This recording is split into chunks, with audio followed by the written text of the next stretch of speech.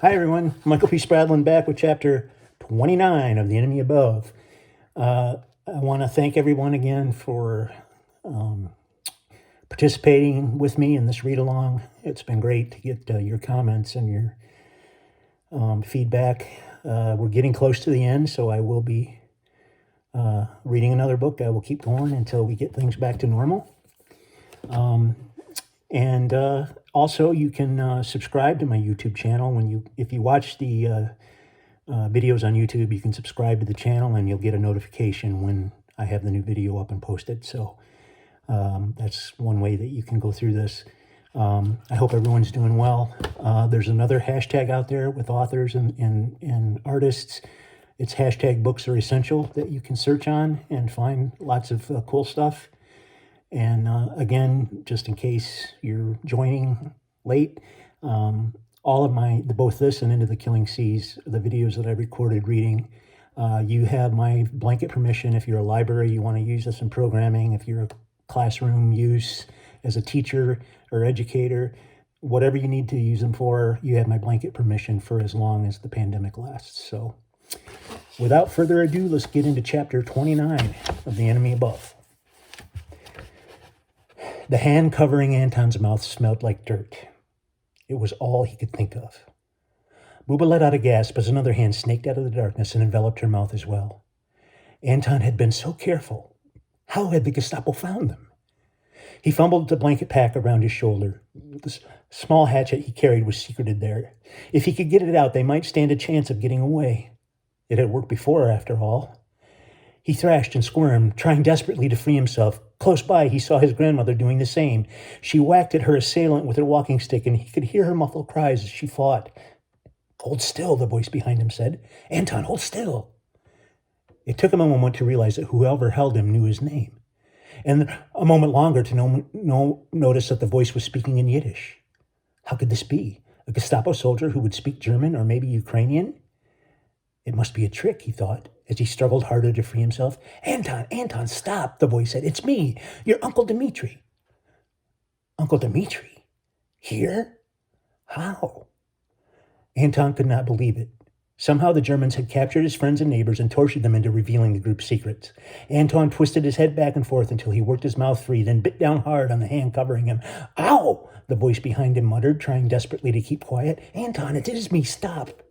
The man released him, and when Anton turned around, to his shock, he found his Uncle Dmitri standing in front of him, his face lit by the moonlight. Another man he recognized from the cave, Herman, released his grandmother. Dmitri shook his bitten hand, trying to make the pain go away. "When did you learn to bite like a mule?" he asked. "Uncle Dmitri," Anton said, "what are you doing here?" Before he could get an answer, his grandmother crossed the distance between them and threw her arms around her son. "Dmitri, oh, my precious son, I thought I would never see you again." She cried tears of joy, her small, bony shoulders shaking as Dmitri held her. He stroked her head. Mutter, he said softly. Mother. "How did you find us?" Anton asked. "We've been keeping watch," Herman said. "The Gestapo has been through the area almost every night looking for stragglers. We have been waiting until the Germans are not watching, and gathering up those who do not know the way to Prisgrado." "Yes," Dmitri said. 16 of our original group is already there, plus 3 other families that we found running. The rest, well, we have no way of knowing what has become of them." Bubba told Dmitri what had happened to them. When she told them the fate of Rena and David, Dmitri grabbed her hand, and together they bowed their heads in prayer. When they finished, Dmitri placed his hand on his nephew's shoulders. "You did well, Anton. I owe you thanks for saving my mother.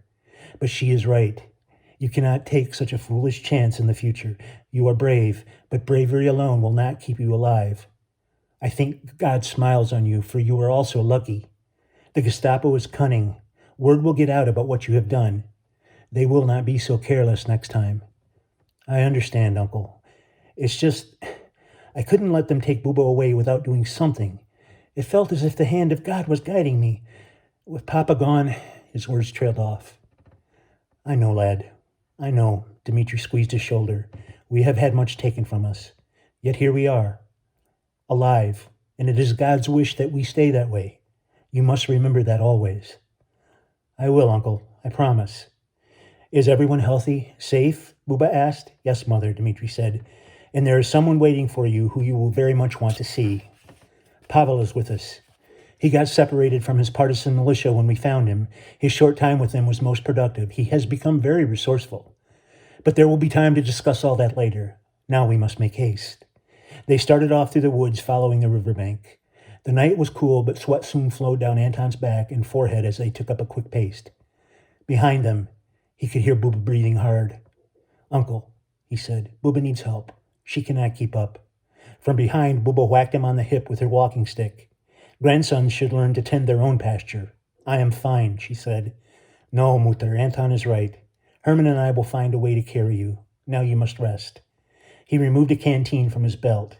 Stay here and drink. We will return shortly. Anton took the canteen, and then Dmitri and Herman disappeared into the darkness. Dmitri, where are you going? Buba whispered. She received no answer. Anton could hear the men moving off into the darkness. Anton led Buba to a fallen tree that she could sit on. He gave her the canteen, and she drank from it greedily. Sometimes Anton marveled at how strong she was. Buba had raised 3 boys, then taken over raising Anton when his mother had died. She worked the fields, tended the garden, helped with the harvest, cooked their meals, and kept the house. When Papa had left to join the Polish army, she had taken on his share of the chores as well. And all of that had taken its toll. Though she would be loath to admit it, Buba was growing old, but she still had the heart of a warrior. He remembered how she'd stood up to the Gestapo in the cave, how fiercely she had stood, how proudly. She had brought time for the rest of the group, a collection of ragged strangers she adopted as her family. He remembered the look in the major's eyes. The force of her will had taken him aback.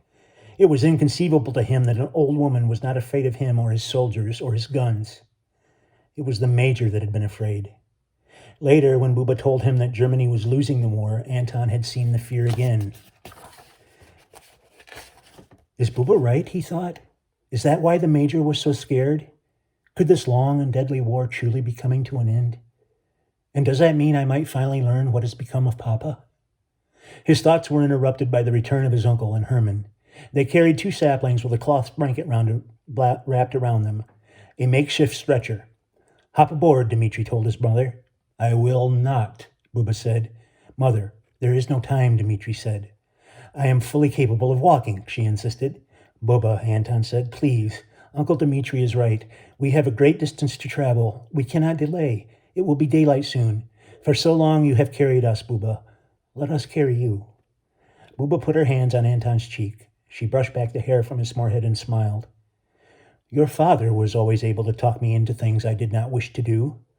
But I will not put all of you in danger. Help your Buba into this contraption and tell your uncle if he drops me, he will regret it. He is not too big to spank. The uncle is standing right here, Dmitri said, chuckling. Yes, you are, but you never listen. Anton is a good boy. He pays attention. Herman and Dmitri held the stretcher at each end, and Anton helped Buba settle into it. The men carried her through the streets, and though it was harder to navigate than the long stretcher, they were making much better time. After a while, Anton glanced down at Buba to find that she had gone to sleep. The sky was beginning to lighten in the east. How much further, Uncle Dmitri? Anton asked. Another kilometer, but we will have to cross the river again, he said. Dmitri had already found a shallow spot. He and Herman carried Buba across the river without her waking. Anton followed along, and soon they were on the other side. Before long, the trees thinned out. They came to a grassy meadow. There was a large circular depression of it in the middle that reminded Anton of the cave they had hidden in. Herman and Dmitri carried Buba to the area in the center where 3 large boulders thrust up out of the ground. Mutter, Dmitri whispered. We are here. She awoke slowly, and Anton helped her off the stretcher. Already? She asked. Yes, Mutter. This is it.